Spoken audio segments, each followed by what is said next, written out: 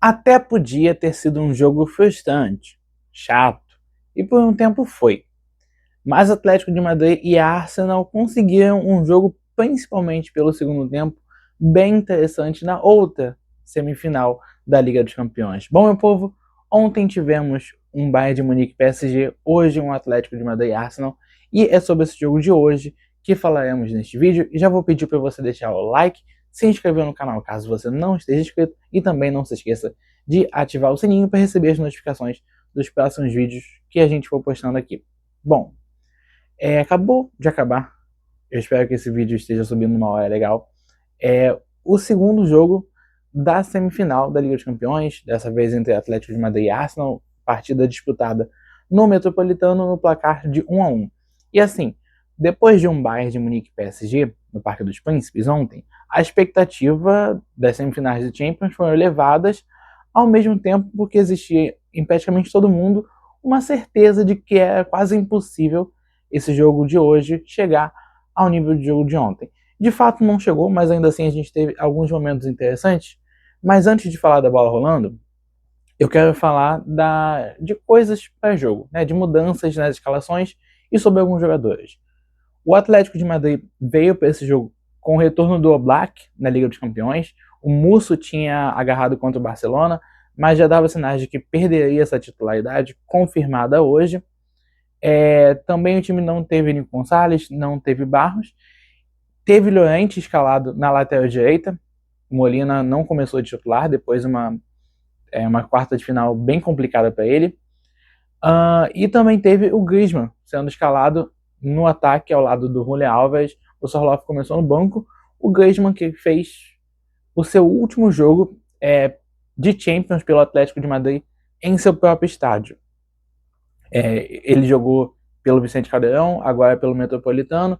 Ainda que o Atlético avance, né, não terá mais partidas a disputar na sua própria casa, o Griezmann, que é o principal artilheiro do Atlético na história, mas também no seu novo estádio. No geral, são 495 participações. Então o Griezmann mostra por números e pelo jogador que é dentro de campo, eu vou falar da partida daqui a pouco, mostra a importância dele para a equipe colchoneira.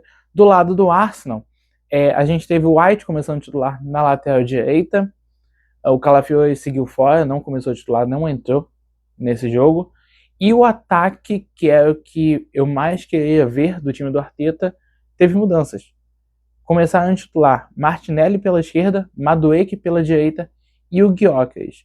Foram barrados então o Trossard, o Saka e o Gabriel Jesus. Eu realmente não esperava que o ataque fosse esse, mas principalmente em relação ali ao Martinelli começando a titular. O Gyökeres eu já imaginava, até numa forma que o Arteta tenta de recuperar a confiança do jogador sueco, né? Não falei aqui, mas o Atlético também tinha o Ranco de volta e ele vai ser um dos personagens capitais dessa partida de hoje. Mas vamos falar de bola rolando, que é o que interessa. O jogo ele começa de fato num nível inferior à partida de ontem, mas com um certo controle do Arsenal sendo mostrado desde o começo do jogo, com alguns passes sendo trocados. A primeira chance, inclusive, é de uma jogada de velocidade iniciada do lado direito do campo. A bola chega no Madueke dentro da área, que faz um cruzamento que é para alcançar o Martinelli, mas chega aos pés, aos joelhos do Nkapie, que acaba arriscando uma joga para fora. Logo depois é a primeira chance do Atlético no jogo, aos pés de Julián Álvares, que dominou a bola ali na entrada da área, prendeu, esperou o melhor momento de chutar e levou perigo, mas parou no goleiro Raya, que teve mais uma boa atuação com a camisa do Arsenal. O Raya que está fazendo a sua melhor temporada disparado no time londrino. Logo depois é mais uma chegada do Arsenal aos pés de Odegaard, só que ele acabou sendo travado pelo Johnny, que foi muito bem também.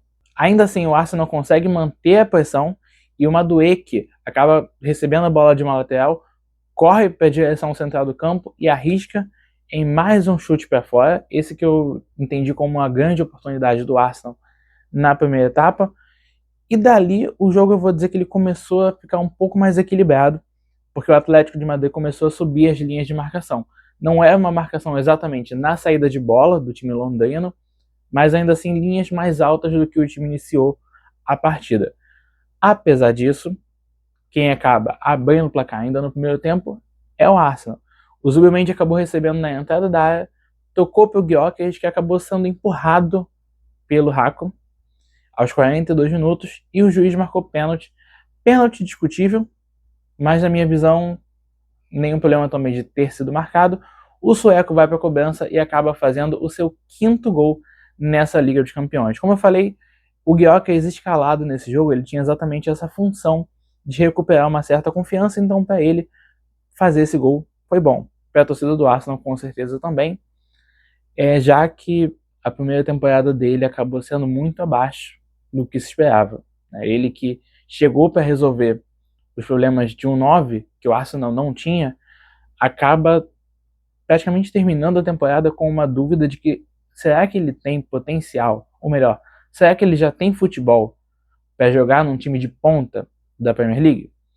Essa pergunta a gente ainda pode continuar debatendo, mas o que importa é que nesse jogo ele abriu o placar, fazendo 1-0 no quase último lance da primeira etapa, pouca coisa aconteceu depois, e no segundo tempo, o Atlético tem uma mudança, sai o Giuliano, entra o Lenormand, mas essa mudança, eu nem vou dizer que ela foi tão efetiva. Eu vou dizer que ele é o começo da mudança de postura do Atlético. É curioso, porque você vê um zagueiro entrando no lugar de um meia mais ofensivo e de entender que o Atlético simplesmente se lançou. O Atlético teve essas poucas oportunidades que eu falei no primeiro tempo, não fugiu muito disso. E no segundo tempo, tudo mudou. Era o time espanhol para frente, pressionando lá em cima e daí conseguindo as primeiras oportunidades desde cedo. Aos 49 minutos, já tem o lance que envolve Julián Álvares batendo falta, o Álvares que fez gol de falta contra o Barcelona.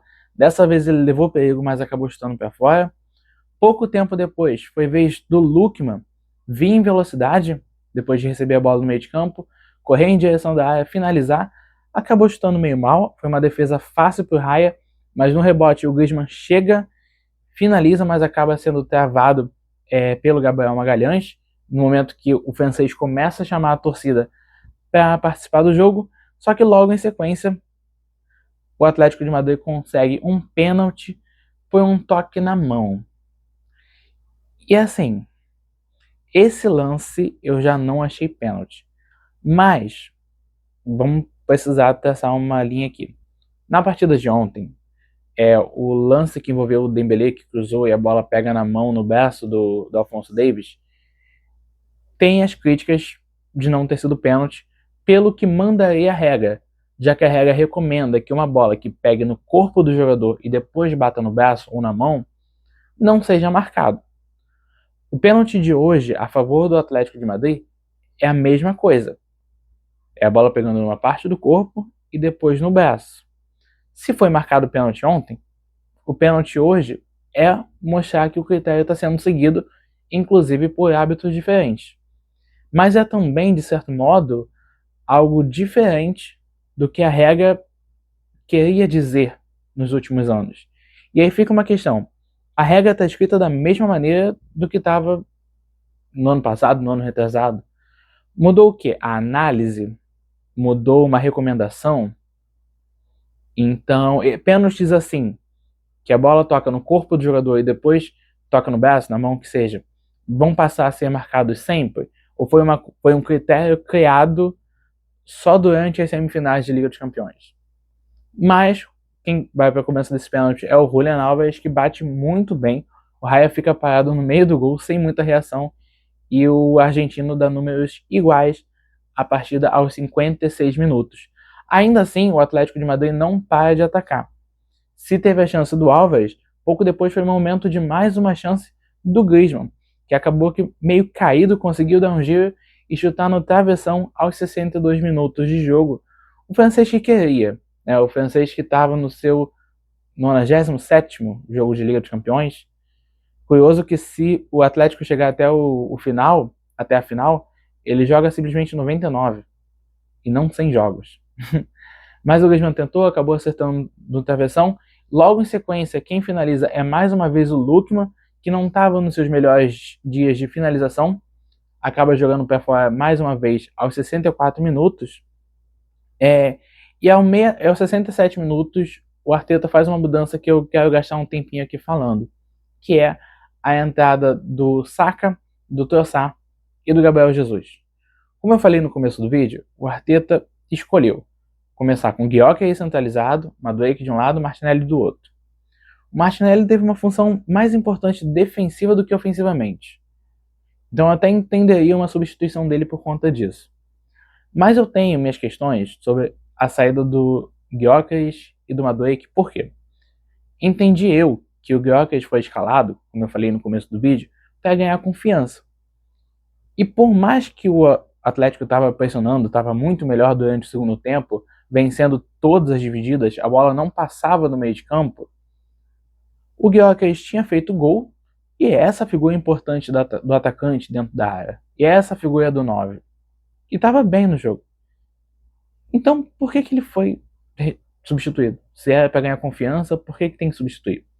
E o Madueke, de fato, no segundo tempo estava mais apagado, mas foi, na minha visão, o melhor jogador do Arsenal na primeira etapa. Conseguindo criar duas chances, conseguindo construir oportunidades. Então, por que a substituição dele pelo Trossard, que está fazendo uma temporada bem abaixo das outras? O Trossard já foi um super sub no Arsenal, e não é mais. O Saka já foi o grande jogador, uma das referências do Arsenal, numa época também que o Odegaard estava jogando muita bola. Só que ele não está mais nesse momento. E o Jesus teve um bom momento no comecinho desse ano, até citei ele aqui no vídeo que eu falo de quem poderia assumir a 9 na seleção para a Copa do Mundo, mas foi só aquilo. Depois voltou a sentir com as lesões e virou banco sem muita discussão. O papo de atacante no Arsenal, o Jesus foi esquecido. Até quando não era o Gyökeres, foi testado o Trossard como segundo atacante. Mas enfim, o Arteta faz essas 3 substituições que eu verdadeiramente não entendi, porque mostra que nem convicção no ataque que ele escolheu teve. Logo depois o Atlético volta a atacar, que é mais uma chance do Lookman, que quase na marca do pênalti tem a oportunidade do Atlético no jogo, mas acaba quase que recuando a bola pro Raya, e dali o Arsenal acaba conseguindo ter seu momento de novo de uma melhora no jogo, né? O Alves sai sentindo, acaba sendo retirado para poupar aos 77 minutos, e logo em sequência o Eze recebe a bola, o Ranco chega atrasado e o juiz marca pênalti, esse que vai pro VAR e acaba sendo anulado. Os pênaltis foi uma questão nesse jogo, né?